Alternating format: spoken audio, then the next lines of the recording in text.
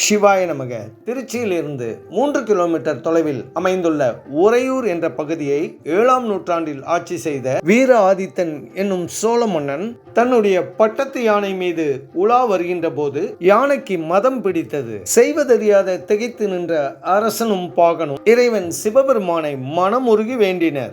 இறைவனின் அருளால் ஒரு கோழி ஒன்று வந்து பட்டத்து யானையின் மீது ஏறி யானையின் மத்தகத்தின் மீது மூக்கால் கொத்தியது.